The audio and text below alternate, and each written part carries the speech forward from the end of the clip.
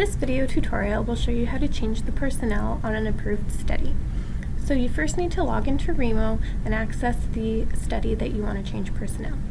You can access that by clicking on the My Studies tab and clicking on the name of the approved study. Within the approved study, you'll see on the left-hand side a number of activities that you can choose from. The top one is the Change Personnel button, which I'll be showing you today. So please note that when you're changing the personnel on the study, you need to do it this way, using this button, and it's no longer going to register if you do it as an amendment. If you are changing the PI, however, that needs to be done within an amendment. Change Personnel does not give you the option to change the PI on a study. So you click on Change Personnel, and these options come up for you. So what you see here when you click on Change Personnel will be what is currently approved in your study. So you can remove people who are already added here if they're no longer part of the study, and you can add people who have recently joined the study.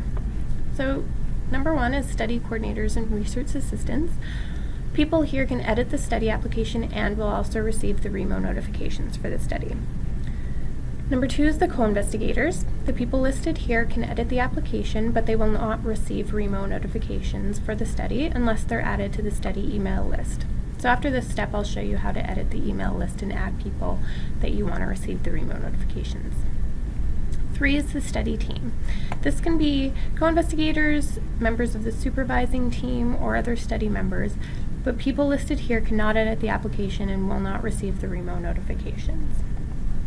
So for 1 and 2, you just need to start typing in the name of the person that you want to add to the study, and providing that they have a U of A CCID, they will show up for you. So you choose them from the list, and they will show up there.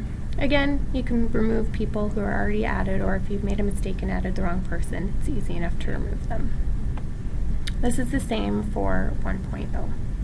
For 3.0, people don't necessarily need to have a valid U of A CCID, as when you click on Add, there are free text boxes where you can type in the information. So in this section, type in as much information as you can that you have about the person in order for the study record to be updated accordingly.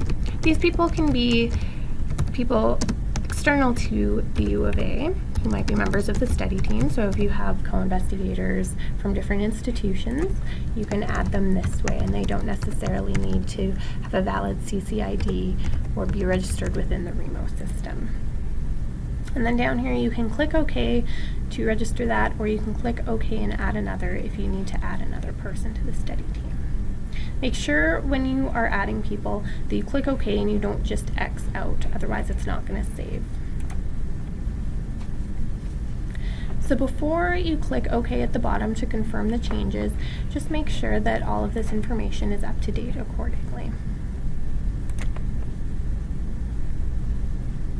So once you click OK, you'll see in the history of the study that the change personnel activity has been completed. If you want to double check, you can always click on View Study here on the left-hand side. And the first page, which is the study identification page, lists the study team members.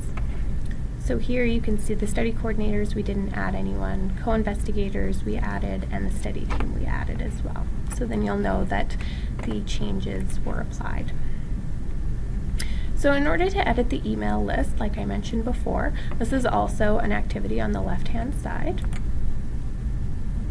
And again, you just start typing in the person's name in order to add them to the email list to make sure that they will get the REMO notifications if you require them to. And again, just like the change study personnel, you can remove people, you can add additional people, and once you're done, you just click OK and the changes will be registered. And again, in the history, you'll see that the email list was edited. And that is how you can change personnel on a study.